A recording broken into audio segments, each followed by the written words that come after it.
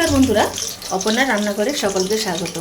বন্ধুরা, আজকে আমি দীঘার ইলিশ মাছের তেঁতুল টক তৈরি করে দেখাবো। তো এখানে আমি 4 পিস ইলিশ মাছ নিয়েছি। তো ইলিশ মাছটায় নুন হলুদ মাখিয়ে মাছগুলোকে ভেজে নিয়েছি। তো মাছগুলো আমি হালকা করে ভেজে তুলে নিয়েছি। এদিকে আমি পরিমাণ মতো তেঁতুল নিয়েছি। তো যে যেমন টক পছন্দ করে সেই পরিমাণ তেঁতুল নিতে হবে। তো নেওয়ার পরে অল্প পরিমাণ জল নিয়ে তেঁতুলটা এই জলের মধ্যে 15 মিনিট ভিজিয়ে রেখে দিয়েছিলাম। তারপর ভালো করে হাত দিয়ে চটকে কাঠটা বের করে নিয়েছি। এবার এই তেলের মধ্যে দিয়ে দেব 4টে শুকনো লঙ্কা আর দেব হাফ চামচ 5 ফোড়ন।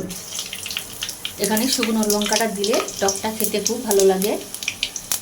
এগুলো ভাজা হয়ে গেলে এবার এই তেঁতুল গোলা জলটা এই তেলের মধ্যে দিয়ে দেব। তো তেঁতুল গোলা জলটা দেওয়ার পর আরও অল্প পরিমাণ জল দিয়েছি।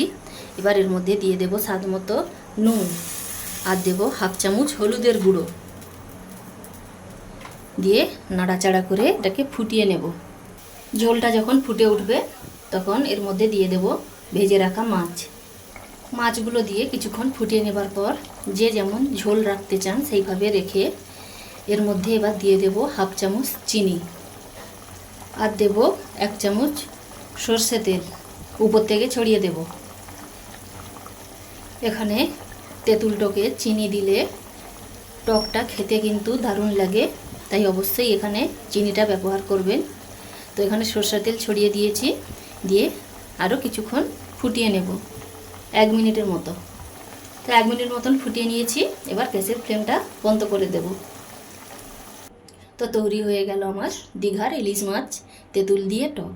তো যারা টক প্রিয় মানুষ আছেন তারা একবার হলেও ইলিশ মাছকে এইভাবে তেঁতুল দিয়ে টক রান্না করে দেখুন, অসাধারণ খেতে লাগবে। সেই সঙ্গে কেমন হলো তা অবশ্যই কমেন্ট করে জানাবেন। আমার এই রেসিপি যদি আপনাদের ভালো লাগে অবশ্যই লাইক শেয়ার করে আমার পাশে থাকবেন।